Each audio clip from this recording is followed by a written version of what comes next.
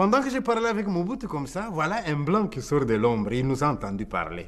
Et le blanc qui nous regarde, il nous dit, vous savez ce qu'il vous dit, l'occidental que je suis? Eh bien, vous n'allez pas vous en sortir en mettant tout sur le dos de blancs. Oui, certains blancs ont foutu de la merde chez vous, j'en conviens. Mais aujourd'hui, les blancs, ils sont partis, non? Cela fait bien un demi-siècle que vous êtes indépendants. Que faites-vous de ce que les blancs ont fait de vous? Et Mobutu qui se fâche, de quoi tu te mêles toi aussi? Tu ne pourrais pas l'affirmer pour une fois? Tu es sûr que l'homme blanc est vraiment parti de l'Afrique? Et le blanc qui nous répond, j'ai vécu dans votre pays, monsieur Mobutu. La corruption, le clientélisme, le tribalisme, voilà les maux dont souffre le Congo. Dites-moi, monsieur le président, où avez-vous caché l'argent volé à votre peuple? Dans les banques occidentales, n'est-ce pas? Vous voyez, l'homme blanc n'a même plus besoin de venir chez vous. Vous lui apportez vous-même vos richesses. Maintenant que vous êtes mort, monsieur Mobutu, vous pensez que tout l'argent caché dans vos comptes secrets est remis aux Congolais? Mobutu qui répond, mais l'argent que les Blancs ne remettent pas, eh bien, c'est un dossier dans votre valise à vous aussi. Vous allez devoir rendre compte. Je ne serai pas le seul devant la porte fermée. Et l'homme blanc qui dit, tous les Blancs ne sont pas des mauvais. Parmi nous, il y a des gens qui vous aiment, qui aimeraient que vous vous en sortiez. C'est pour ça que nos universités vous accueillent. Mais que deviennent les universitaires qui arrivent dans le carré du pouvoir chez vous? Ils deviennent des stratèges dont l'unique préoccupation est de répondre à la question comment rester au pouvoir le plus longtemps possible. Ils deviennent des prostituées. Moi, je suis parmi les Blancs qui vous aiment. Alors je vous dis, faites attention. Un danger plane sur le Congo. N'avez-vous pas entendu ce président Sarkozy qui a déclaré une nouvelle approche pour apporter aux pays de la région l'assurance que l'ensemble de ces questions sera réglé de façon globale. Ça met en cause la place, la question de l'avenir du Rwanda, avec lequel la France a repris son dialogue, pays à la démographie dynamique et à la superficie petite.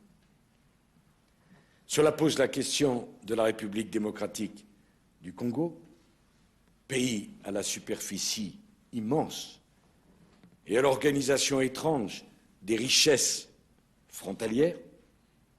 Il faudra bien qu'à un moment ou un autre, il y ait un dialogue qui ne soit pas simplement un dialogue conjoncturel, mais un dialogue structurel.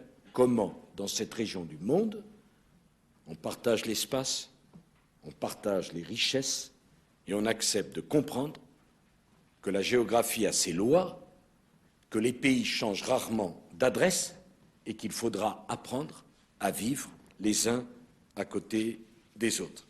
Et le président français qui parle comme ça, eh bien, il est président de la Nouvelle-Calédonie, il est président de la Polynésie française, il est président de la Martinique, de la Guadeloupe, de la Corse.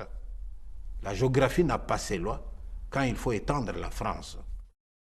Alors l'homme blanc qui nous dit, les intellectuels congolais devraient aider le peuple à voir plus loin que le bout du nez, à ne pas se laisser faire. Mais au lieu de cela, c'est chacun qui se dit, qu'est-ce que je peux avoir pour moi tout seul aujourd'hui?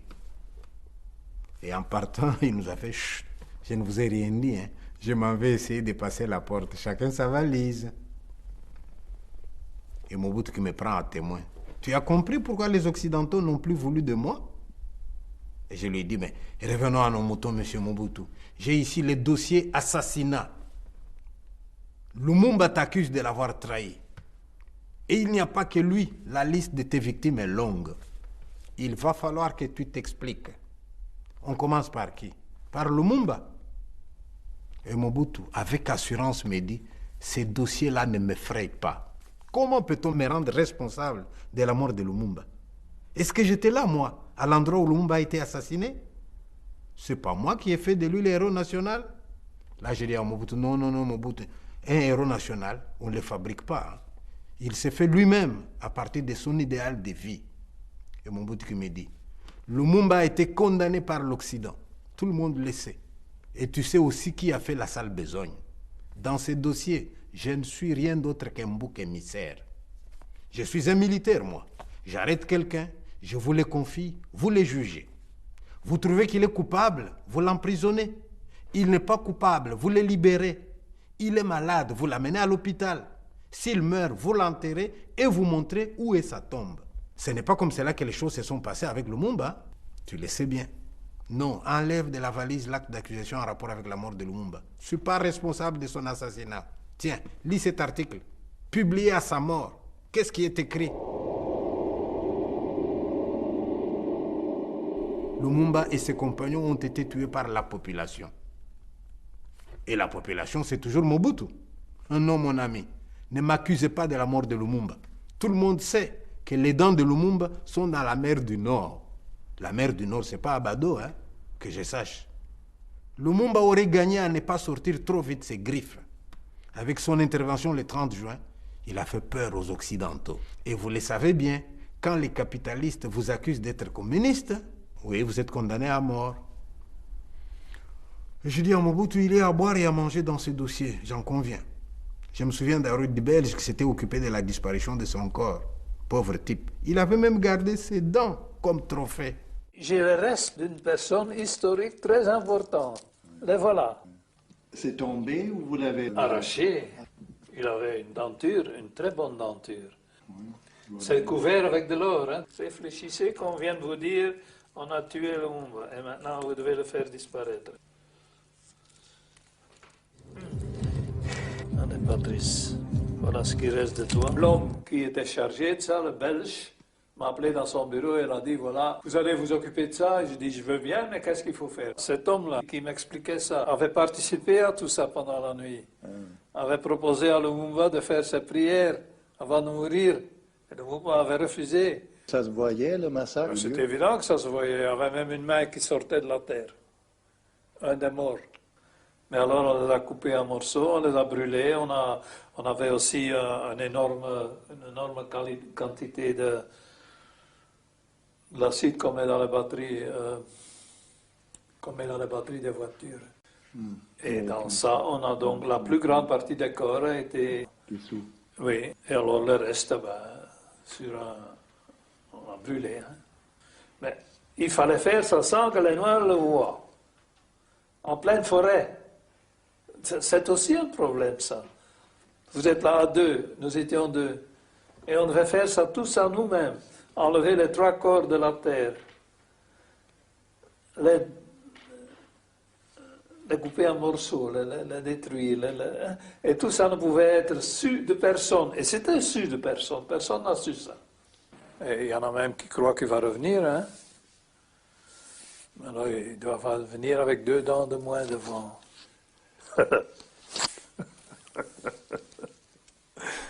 Bon, tu peux dire que tu n'es pas le seul responsable de la mort de Lumumba, mais je ne pense pas que tu t'en tireras à si bon compte. Parlons des autres. C'est qui les autres? Les traîtres qui ont voulu porter atteinte à la sécurité de la nation et à ma vie. Vous vous rappelez combien de fois j'avais pardonné à Koudia Koubanza? Il avait fini par prendre ma bonté pour de la faiblesse. Vous vous souvenez de ce qu'il avait écrit? Tout est prêt. Il ne reste qu'à éliminer physiquement le bonhomme. Le bonhomme, c'était qui? Moi, le maréchal président. Et j'ai dit à Mobutu, tu n'étais pas encore maréchal si mes souvenirs sont bons. Et Mobutu qui me répond, je ne l'étais pas encore, mais j'allais le devenir. Hein? Je trouve compliqué ces dossiers sur les assassinats. De toutes les façons, la conférence nationale souveraine s'en est occupée. Dieu n'aura qu'à lire le rapport. Mobutu qui me dit finalement, mets ces dossiers-là de côté. Hein. J'ai beaucoup travaillé pour mon pays. On ne doit pas m'accuser de tout. Si j'étais le seul coupable de ce qu'il est aujourd'hui, les Zaïre iraient beaucoup mieux, puisque j'étais déjà mort. Hein? T'as vu dans quel état il est mon pays aujourd'hui? Des femmes violées, des femmes mutilées, des enfants soldats. De mon temps, je serais mort au champ de bataille plutôt que de laisser humilier la femme congolaise. Mon armée à moi, c'était des commandos de Kotakoli, des fantassins de Camagnola, des finalistes de l'école royale des cadets de Belgique. Moi, tu peux me dire qui est à la base de l'émancipation de la femme congolaise, si ce n'est pas moi? Et là, je dis à Mobutu, stop Mobutu. Tu dis avoir été à la base de l'émancipation de la femme? Savais-tu respecter la femme vraiment, toi? Laisse-moi te raconter. Un jour à Lubumbashi, j'ai vu des filles se sauver devant l'école, comme si elles étaient poursuivies par un prédateur. Tu sais pourquoi? Parce que l'un de tes fils était dans les parages. Lui, Quand il voulait une fille, il allait la chercher, même à la sortie de l'école. Les parents n'avaient rien à dire. De qui avait-il appris ce comportement de prédateur? Non, Mobutu. Toi non plus, tu n'as pas respecté la femme. Et Mobutu qui dit ne m'accuse pas des fautes des autres. Chacun de nous a une personnalité juridique. Tout ce que tu viens de citer, y compris mon fils, eh bien, ils ont chacun sa valise. J'ai commis quelques erreurs, certes, mais grâce à mon armée. Et là, j'ai dit à Mobutu, oh là là, ton armée, elle était où pour te défendre? N'a-t-elle pas fui devant les enfants soldats? Ah là, Mobutu se fâche, il me dit, mon armée n'a pas fui. Mes hommes n'ont pas voulu combattre. J'aurais pu descendre moi-même sur les champs de bataille, comme je l'avais fait par le passé. Mais l'ennemi a profité de ma maladie. J'ai été poignardé dans le dos. Et puis les enfants soldats, ils n'étaient que l'arbre qui cache la forêt, tu sais. Derrière eux, c'était les Occidentaux qui me combattaient. Tu te souviens du moment où Kabila s'est approprié de Kinshasa? Les armées américaines, belges et françaises se sont retrouvées à Brazzaville, soi-disant pour empêcher un bain de sang à Kinshasa. Mais qu'est-ce qui s'est-il passé quand ces armées se sont retirées? Il y a eu la guerre, non à Kinshasa, mais à Brazzaville que venaient de quitter ces armées occidentales. Une guerre qui sentait du pétrole, comme celle de l'Est du Congo qui sent le coltan. Sur ce point, je te donne raison. Les Américains ont payé tes officiers pour qu'ils ne se battent pas. Ta chute a correspondu à la fin de la guerre froide. Après s'être servi de toi, les Occidentaux n'avaient plus besoin de toi. Tu es tombé au même moment que Savimbi, le rebelle angolais. Ce n'était pas un hasard du calendrier.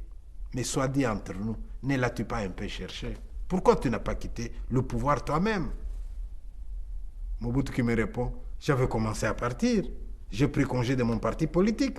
Je prends ce jour congé du mouvement populaire de la Révolution pour lui permettre de se choisir un nouveau chef devant conduire.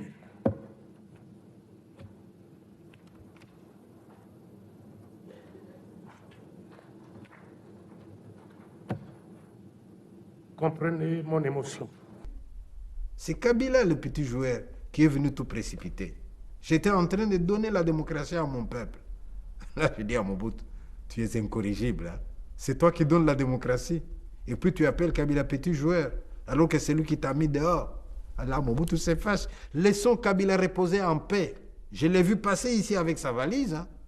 Sa mort doit être la preuve que la politique au Zaïre est une pièce de théâtre dont l'auteur, le metteur en scène et le souffleur sont parfois à des milliers de kilomètres. Hein? Laisse-moi te dire, cher ami, les événements qui se passent dans le monde, même les guerres, sont dictés par la volonté des uns et des autres de se tailler la part du lion quand il faut se partager les richesses de la terre. J'ai demandé à Mobutu où est-ce que tu veux en venir. Mais je voudrais que mon expérience serve.